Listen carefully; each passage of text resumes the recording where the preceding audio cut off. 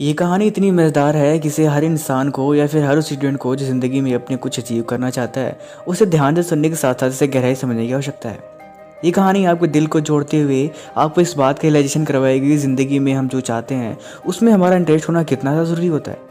राजू और उसके पिता एक छोटे से घर में गरीबी में रहते थे और उनका घर इतना छोटा था कि बहुत मुश्किल से ही वो दोनों बेचारे खाने पीने का जुगाड़ कर पाते थे।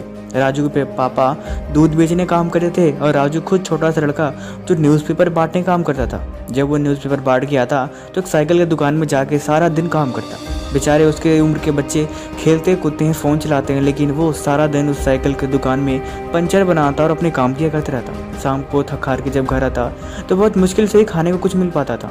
राजू के पापा गरीब थे और बुढ़े भी हो चुके थे।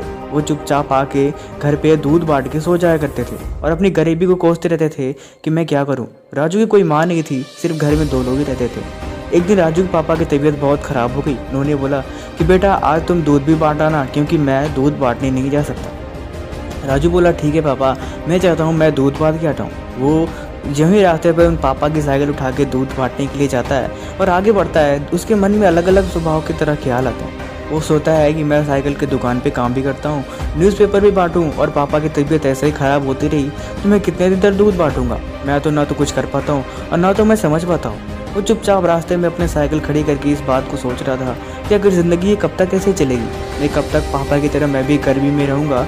गरीबी तो ठीक, मैं ढंग से खाने को भी नहीं मिलता है। मैं कैसे अपनी ज़िंदगी को बेहतर तरीके से जी पाऊँगा, उसे कुछ भी समझ में नहीं आता रहा। वो सिर्फ अपने आप को कोस रहा था और अपने दिन को और अपने उस समय को कोस रहा था कि छोटी सी उम्र में इतनी बड़ी मुश्किलों को लेके वो कैसे जी रहा है। फिर भी कोई समस्या उसके सामने उसका हल मिलने को नाम ही नहीं ले रही थी। वो बार बार उसी बात को लेकर चिंतित था कि आखिर फ्यूचर में वो क्या करेगा। उसके उम्र के बच्चे क्या क्या नहीं करते, खेलते कूदते हैं। काश मैं भी खेल पाता, काश मैं भी कुछ मनोरंजन कर पाता।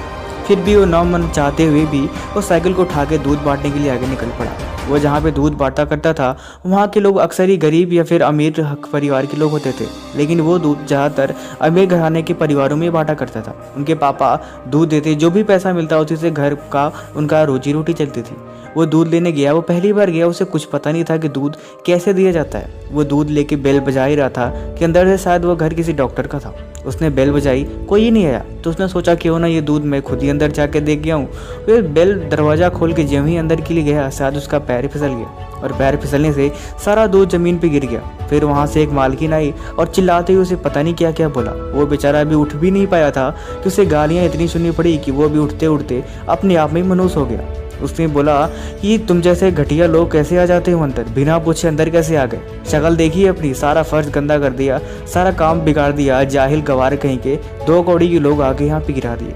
पता नहीं उस औरत ने उस इंसान को क्या क्या नहीं बोला। वो छोटा सा लड़का भले ही था, लेकिन उसके अंदर इंसानियत जो उसके आत्मसम्मान की थी उसे बहुत ठेस पहुंचा और चुपचाप दूध दे के वहाँ से वापस आ गया। फिर उसके आंसुओं का तो कोई ठिकाना ही नहीं था।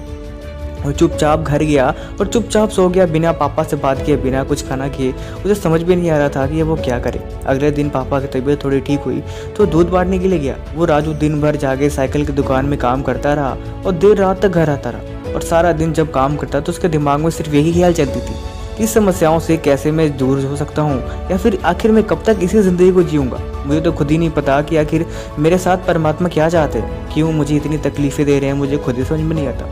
राजू के पापा शायद उसकी मन की भाव समझ गए थे, लेकिन उन्हें समझ में नहीं आया कि वो कर भी क्या सकते हैं। इतनी कम रोजी रोटी में वो ना तो खाना खाने को पैसे नहीं मिलते, वो कहाँ से उसे पढ़ाएंगे और कहाँ से उसे हाई स्कूल में या फिर ज़्यादा अच्छे स्कूल में उसका एडमिशन करवा पाएंगे।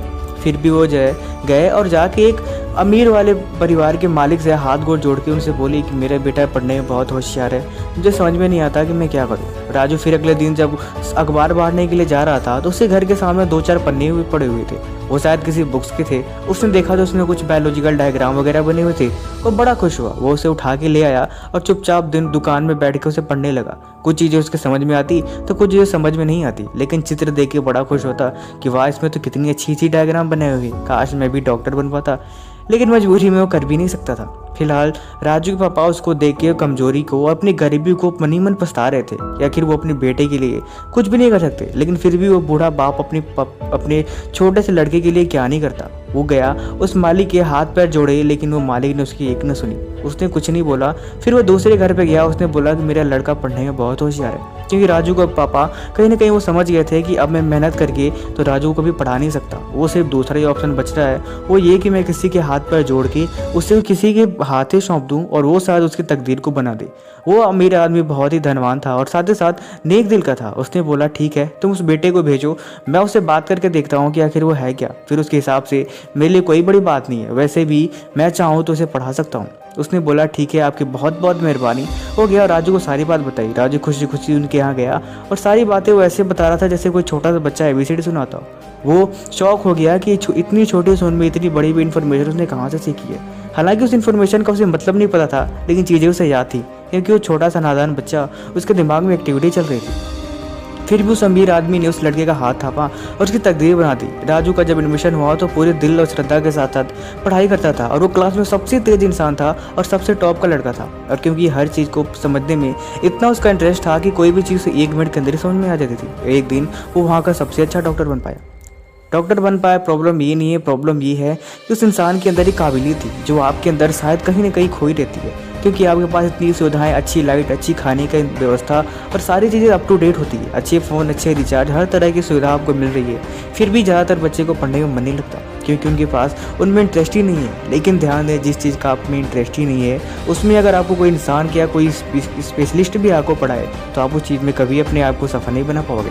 इसलिए इंटरेस्ट होना और साथ ही साथ अपनी कमजोरियों पे और अपनी वीकनेस पे ध्यान देना सबसे बड़ी इंसान की मानता होती है। इसलिए ज़िंदगी में बेहतर बनने के लिए आपके पास क्या है, इस बात से इंपॉर्टेंस कुछ नहीं है। आप क्या कर सकते हैं, बस यही इंपॉर्टेंस है। इसीलिए उसी चीज़ को इंपॉर्टेंस दे जो आपकी ज़िंदगी में कुछ अचीवमेंट करता हो, या फिर जिस इंसान की या फिर जिस चीज़ की आपके पास वैल्यू हो। बाकी समय को बर्बाद करने का कोई फ़ायदा नहीं। बाकी आपको कहानी कैसे लगी कमेंट जरूर बताएं।